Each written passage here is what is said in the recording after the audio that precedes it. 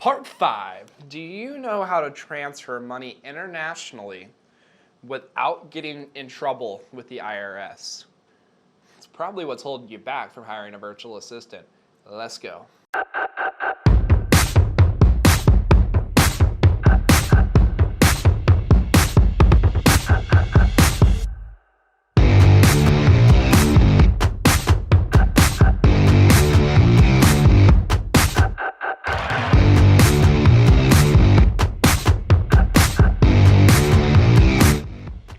Hey guys, Justin Nelson here, CEO of Sphere Rocket Virtual Assistants, and today we're on part 5 of why people do not hire virtual assistants. And the reason we're covering today is very straightforward. We're covering people are afraid to send money internationally. They don't know how virtual assistants work. Are they 1099? Are they W-2?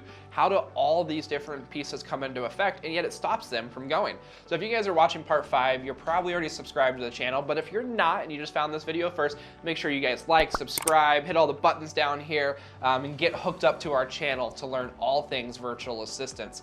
Goal of the channel is to get you to the point where you see the value of hiring virtual assistants. And so let's dive in. How do you transfer money to a virtual assistant? So as we've talked about in previous videos, there's different platforms like Fiverr and Upwork and these different job platforms, or what I call project platforms, that you can go hire virtual assistants for in projects. And so if you do that, that's great. The company takes care of it. Upwork, Fiverr, you submit the payment through the portal and it's all good. You know, at the end of the year, you might get a tax document from them. They take care of all of it for you. If you go to the opposite end of the spectrum and you use a big company where you subcontract virtual assistants from them, the virtual assistants aren't actually on your staff. You're actually not employing any virtual assistants. You actually have no power over your virtual assistants in terms of what they do or don't do, for the most part, because they're not actually your employees. And so because you're just paying that corporation to give you employees, that corporation's handling all the taxes and how the VAs are paid, and you're just paying another bill, almost like your electric bill. It's just a write-off for you. And so when you sit in the middle world, which many of you guys will probably learn about, Sphere Rocket does, and it's what makes us so successful and what grew us so fast, is we take the best of the project world, we take the best of the done-for-you world, and we combined it to have you the max savings and get virtual assistants for as little as possible. People don't know how it works, right? When I go and find and recruit a virtual assistant for you and I give you that virtual assistant, you're like, is this my employee? Are they W-2? Are they 1099? How do I pay them? Do I pay them via PayPal? Do they have to fill out IRS paperwork? How do they do that? I don't know. They don't have an address here. They just have an address with a lot of numbers in the Philippines. And so I'm just gonna make it easier for you. There is a tax treaty between the US and the Philippines. Now, before we go any further, I'm gonna put this massive disclaimer on there. I am not a tax consultant, I am not a lawyer, I am not a lot of things. However, I am just going to explain to you, to the best of our knowledge, what we know and how we do it with my lawyers and my tax consultants and how it runs. To our understanding and how we operate it, there's a tax treaty between the United States and the Philippines. There is a form that you have to use. It is called a W-8BEN.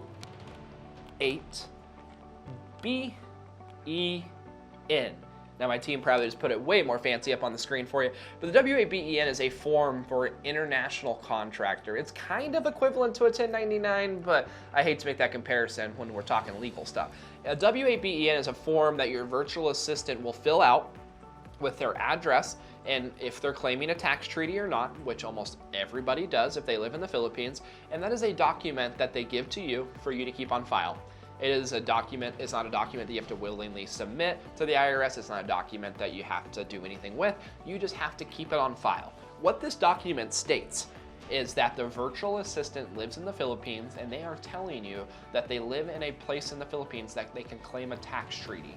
And the tax treaty basically just states that you, as an employer in the United States, can pay the virtual assistant directly, and when that money exchanges hands, the virtual assistant is going to take care of their local taxes, any taxes that are applicable in their country. It's all different depending on the region they live in, the city they live in, the barangay they live in, all the different things. It depends for them. However, for you, if you pay your VA $4 an hour and you end up paying 40 hours a week times 4 weeks, about $640 a month, roughly, give or take, you get to write off all $640, and you're your accounting company will put it under a certain category, usually virtual assistants. If you guys don't have a company that does accounting and that knows how to do VAs, just shoot me a message, a comment, I'll help you out.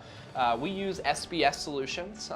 Obviously, I'm a little bit more real estate focused, so they help with a lot of real estate agents, but they can do any business. They do all my other businesses as well. But with that being said, when you go through this process and you pay them money, we use a few different systems. So again, I'm gonna give you all the secrets of the trade here. The secret is that those big companies don't want you to know.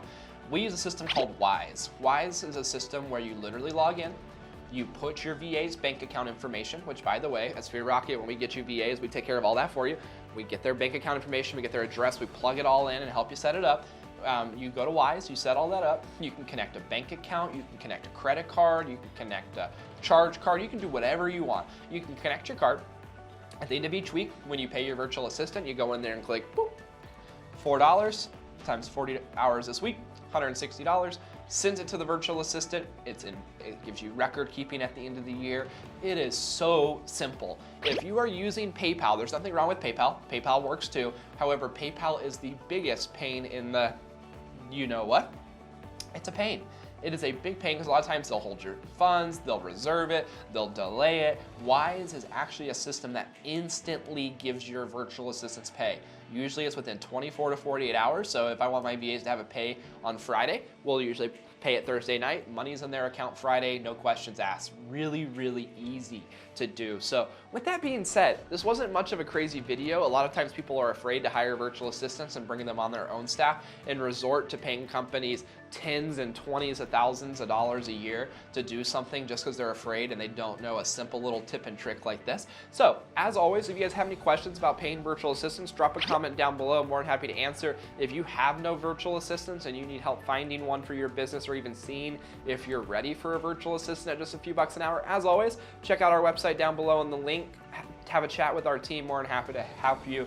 And with that being said, Justin Nelson, CEO of Sphere Rocket Virtual Assistants, signing off on episode number 5 of Why People Do Not Hire Virtual Assistants. And coming up next, the top 5 reasons people should be hiring virtual assistants and why they hire virtual assistants. Until next time.